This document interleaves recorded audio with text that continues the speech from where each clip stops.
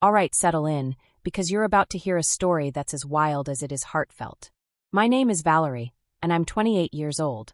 My life, until recently, felt like a meticulously crafted lie, a beautiful facade hiding a simmering resentment. The breaking point? A wedding invitation. Not just any wedding, but the one where the man I loved, the one who promised me forever, was marrying someone else. That's when I decided, if I couldn't have him, no one would. I was going to ruin that wedding. What I didn't expect was that my grand plan for chaos would lead me straight into the arms of the most unexpected man. A CEO, no less. So, grab a cup of coffee, maybe a tissue, and let me tell you how I, dressed as a maid, set out to destroy a wedding and accidentally found love. Don't forget to hit that subscribe button, and let me know in the comments if you've ever done something absolutely crazy for love. The invitation sat on my kitchen counter like a ticking time bomb, its elegant script mocking me. You are cordially invited to celebrate the marriage of Brandon Hayes and Clarissa Monroe. Brandon. My Brandon. The man who, just 6 months ago, was whispering sweet nothings into my ear, promising a future that now belonged to someone else. My heart, a fragile thing, had been shattered into a million pieces. The anger simmered, a slow burn that threatened to consume me. It wasn't just the betrayal. It was the audacity, the public display of their happiness, flaunted right in front of me. I remember standing there, staring at the glossy cardstock, a single tear tracing a path down my cheek. But that tear wasn't for sadness. It was for rage.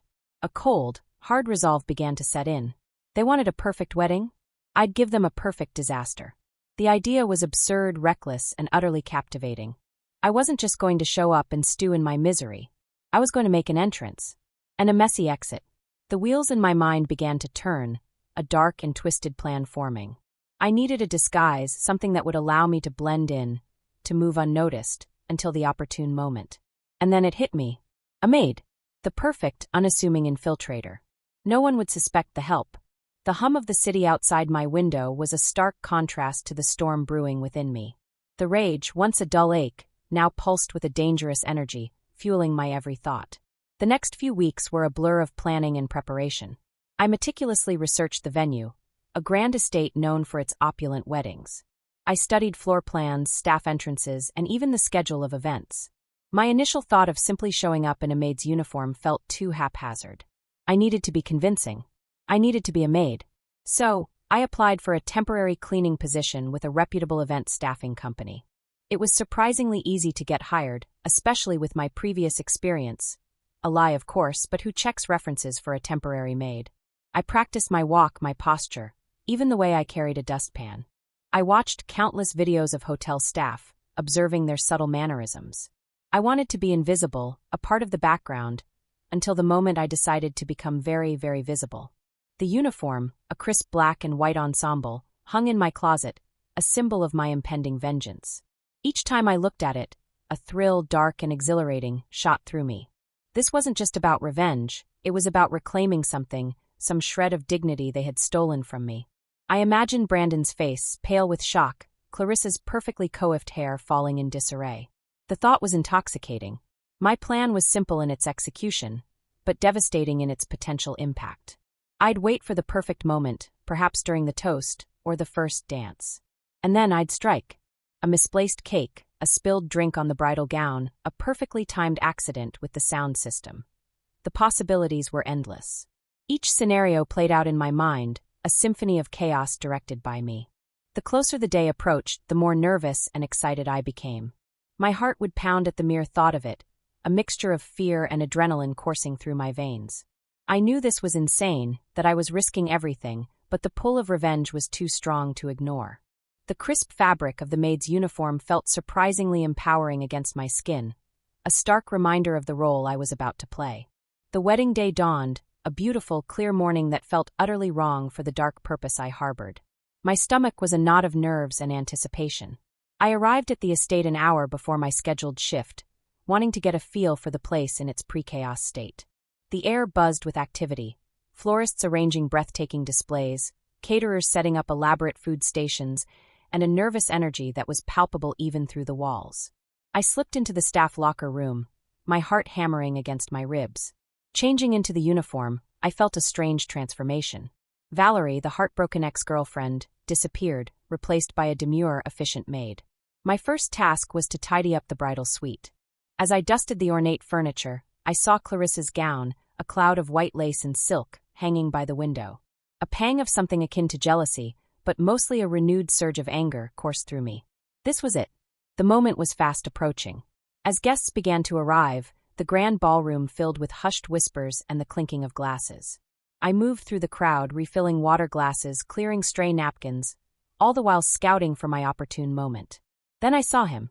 Brandon. Standing at the altar, a forced smile on his face, a nervous tremor in his hands. And beside him, already radiant in her gown, was Clarissa. My blood ran cold, then hot. This was real. This was happening. I spotted the elaborate wedding cake, a towering masterpiece, positioned precariously near the edge of the stage. My plan began to solidify. A strategically accidental bump, a dramatic fall, and the entire reception would be ruined. My heart pounded with a desperate frenzy. As the ceremony began, I positioned myself near the cake, my hand subtly brushing against the tablecloth. I took a deep breath, preparing for the moment, my eyes fixed on the cake. Just as I was about to execute my plan, a deep, commanding voice spoke right behind me. "Excuse me, could you direct me to the champagne bar?" I jumped, startled, nearly losing my grip on the glass tray I was carrying. His voice, a low rumble, broke through my carefully constructed focus, a sudden shift in the symphony of my vengeful thoughts. I spun around, ready to snap at whoever had interrupted my moment of glorious sabotage, and found myself face to face with a man who looked like he'd stepped right out of a magazine. Tall, impeccably dressed in a custom suit, with a strong jawline and eyes that held an unnerving intensity, he was undeniably attractive. He wasn't just good-looking. He exuded an aura of power and confidence that made me feel small and utterly flustered. "The champagne bar it's over there, sir," I stammered, pointing vaguely. My carefully constructed composure had crumbled in an instant. He raised an eyebrow, a hint of amusement playing on his lips. "Lost your bearings, sweetheart? You look like you've seen a ghost." My cheeks flushed. "No, sir. Just a little overwhelmed with the festivities." He chuckled, a low, pleasant sound. "I can imagine. Big day for the happy couple." He then gestured towards a spilled drink on a nearby table. "Could you perhaps take care of that for me? I seem to be all thumbs today." My eyes darted to the stain, then back to him. He was effectively diverting my attention, pulling me away from the cake, away from my carefully planned chaos. Reluctantly, I moved to clean the spill, my mind racing. Who is this man? He certainly wasn't a typical wedding guest. His presence was a disturbance, an unwelcome variable in my meticulously calculated equation of revenge. As I wiped the table, I could feel his gaze on me, a curious, almost watchful intensity. He wasn't just waiting for me to clean, he was observing. It was unsettling. He then asked, "So you enjoy working these events?" His voice was casual, but his eyes were sharp. I hesitated. "It's interesting, sir." He nodded slowly. "I can imagine. A lot of drama, I suppose." He said it with a slight smirk, and for a fleeting moment I wondered if he knew. If he somehow sensed my true intentions. The thought sent a shiver down my spine. His presence was like a magnetic pull, subtly shifting the trajectory of my entire, ill-conceived mission. For the rest of the reception, he seemed to be everywhere I was. If I moved to clear a table, he'd be standing nearby, seemingly engrossed in conversation, but his eyes would occasionally flick towards me. If I was refilling water pitchers, he'd strike up a casual chat with the bartender, always within earshot. It was unnerving, yet strangely intriguing.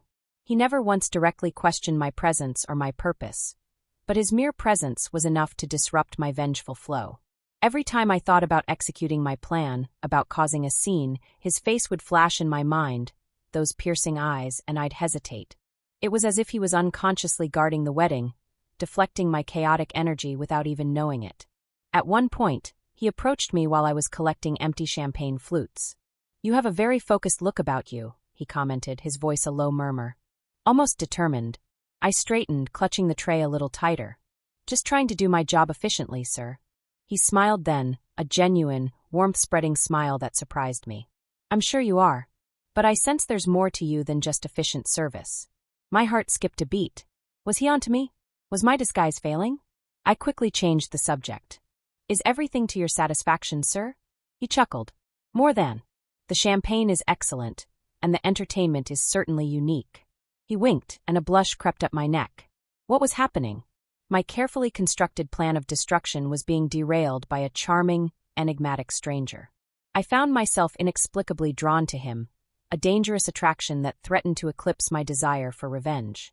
His words, a gentle disruption, began to reweave the fabric of my night, pulling me away from my vengeful design.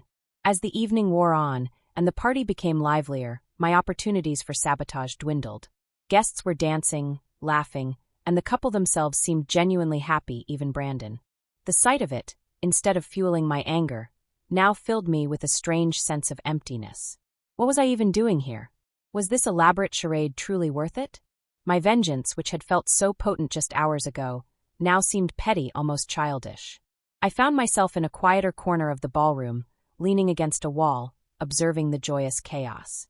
The CEO, whose name I still didn't know, appeared beside me, seemingly out of nowhere. "Tired?" he asked, his voice soft. I nodded, a genuine sigh escaping my lips. "A little." He held out a small plate with a slice of wedding cake. "You should have some. It's surprisingly good." I hesitated, then took the plate.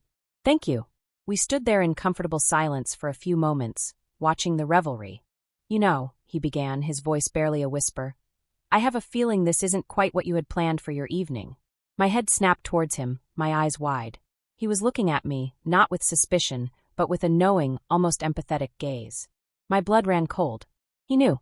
He had to know. My carefully constructed facade was crumbling. "What do you mean, sir?" I managed, my voice barely a squeak. He just smiled, a gentle, understanding smile. "Let's just say I've seen a few determined looks in my time. And yours was particularly memorable." He paused, then continued. "Are you all right, really? You seem a little lost." The genuine concern in his voice was disarming. All the anger, the carefully cultivated rage, seemed to deflate out of me like a pricked balloon. I looked at Brandon, dancing with Clarissa, a silly grin on his face. And then I looked at the CEO, this stranger who had, without trying, managed to pull me back from the brink of a very public, very embarrassing disaster. A wave of exhaustion washed over me, but it wasn't just physical. It was the exhaustion of maintaining a lie, of carrying the weight of bitterness. His quiet understanding was a gentle hand, guiding me towards a choice I hadn't realized I needed to make. That night, amidst the fading echoes of wedding bells and the lingering scent of champagne, I didn't ruin a wedding. Instead, I had an unexpected, profound conversation with the man who turned out to be Alexander Thorne, CEO of a major tech firm, and the true owner of the estate. He didn't expose me, didn't judge me. Instead, he listened, with a kindness that felt like a healing balm to my wounded heart. We talked for hours, long after the last guest had left, about heartbreak, about second chances, and about the sometimes absurd lengths people go to when they're hurting. In the end, I confessed everything. The botched revenge plot, the Maid disguise, the raw pain that had driven me. He simply nodded, his gaze unwavering. "Sometimes," he said, "the best way to heal is to let go of the anger and open yourself up to something new." He wasn't talking about himself, not directly, but the implication hung in the air. Today, Brandon and Clarissa are happily married, living their lives. And I'm no longer the woman consumed by bitterness. Alexander, or Alex as I now call him, became a constant in my life, first as an unexpected confidant, then as a friend, and now, as something much more. He saw past the Maid uniform, past the anger, and saw me. The lesson I learned is that revenge, while tempting, rarely brings the satisfaction we crave. True liberation comes from forgiveness, not just of others, but of ourselves. It comes from daring to be vulnerable, and from opening your heart to the unexpected. So, if you're out there nursing a broken heart or simmering with resentment, ask yourself, is this path truly serving you? Or is there a different ending to your story waiting to be written? One filled with unexpected connections and new beginnings? Take a chance. You never know who you might meet, or what beautiful, surprising future might be waiting for you, just beyond the edge of your carefully planned revenge. And trust me, the plot twists are always the best part.